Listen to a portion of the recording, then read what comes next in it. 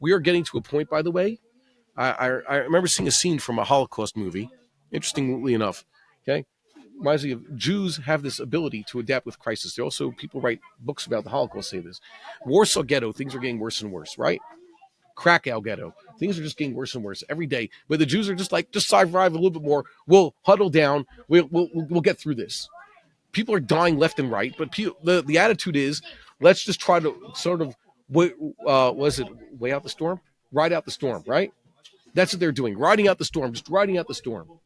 There was a guy in the movie. He has to feed the other Jews their cardboard bread and soup in the morning before they're forced to forced labor, right? So he's the one, and another guy who has to get the Jews lined up, just give out food really quickly, okay? And all the other Jews in the concentration camp are lining up there, and the German overseer is upset with him not going fast enough, so he starts hitting it over the head with a whip while the guy's just working. So he's just working and working and getting whipped at the same time. But somehow he's avoiding the pain and working through it, but he's eventually knocked unconscious. Okay? So, as Jews right now, we are suffering here in this country worse than any intifada. Just like there were terror attacks random times. Oh, yeah, no suicide bombings yet, thank God. But every now and then, there's just a shooting on the road somewhere, right? How often are terror attacks happening? Like killer ones here in this country. There's an intifada going on. They just don't call it that anymore. But you keep track of the news and all sorts of places. There's a war going on the hilltops and the settlements and all sorts of places. And Jordanians are trying to infiltrate from the east and people coming from the south. Gaza is what it is. The north is uninhabitable. We're in a terrible war right now. And we're surrounded. There are large Ishmaelite population centers nearby where they are armed to the teeth and just waiting for the opportunity to kill you and me. You know that? But we're just trying to just get through this. How many of us are actually ready to fight?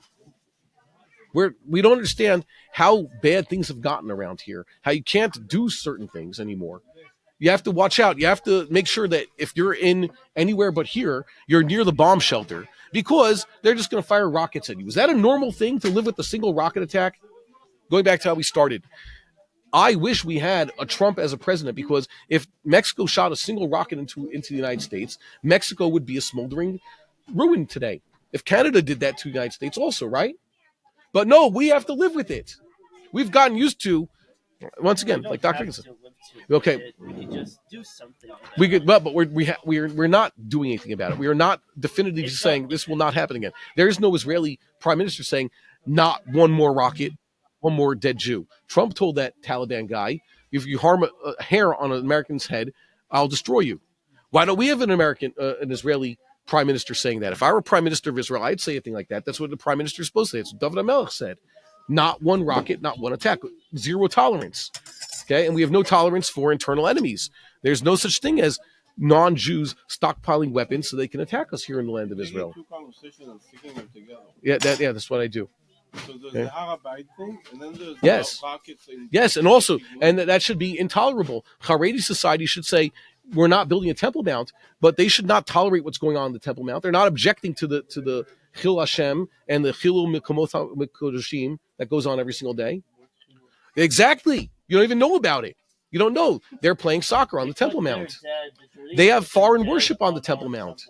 The fact that there is a Temple Mount. Did you know that? There's an Avodah Zarah on the Temple Mount.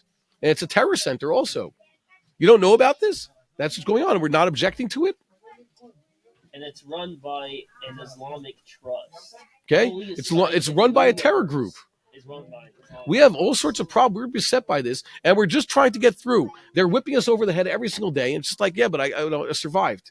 We're in survival mode right now, despite the fact that we have guns. Purely defensive survival mode. It's terrible. And leadership is being blackmailed. It is. We need a Maccabean ideological revolution. So you're asking me, will all the Haredim go along with it? I don't know if they're physically prepared for it or mentally prepared for it. The second someone tells them, here, now we have to fight. That was the problem with Dor Midbar, according to the Rambam, Memor Nevuchim, he says. Moshe Rabbeinu took 600,000 fighting men and their families out of Egypt. And they'll prep them. We're going to go. We have a Torah. God says, do this and do that, everything. But then push comes to shove, right? Okay, time to go to war now, and just like, yeah, we're backing out. 10 out of 12 tribal leaders say, no, no, no, that was good. It was good talking about all these ideals until this point and God and everything like that. And we even have his sanctuary in our midst. Our military camp is what's the nucleus of the camp? God's presence itself is like right there. No, we can't do that. That's what Moshe Rabbeinu said. "Ananachal omeid alehem yomam." Okay, God's cloud is actually there. Okay, nope, it wasn't good enough. So that generation had to die out, and to raise a new generation that was tougher, that was able to say, yes, we're going to war, and we have bitachon in Hashem, and we're not going to fall in battle because we're actually doing this. And they actually won. So, yeah, we need a real Mosaic Maccabean revolution. The Haredi society is not ready. All the Jews in Chutz La'aretz are not ready. There are some Jews who go to war and know that what they're fighting for, and they only do that which they're told to do and what is right. We're proud of them. Okay, you know people like this, but they're the vast minority. And I'm a marshmallow. I talk about this in front. What did I ever enlist? No. Okay, and that's to my shame. So and would they take me if I tried to enlist? Probably not. I'm too old. There's no outlet. I wish we could find.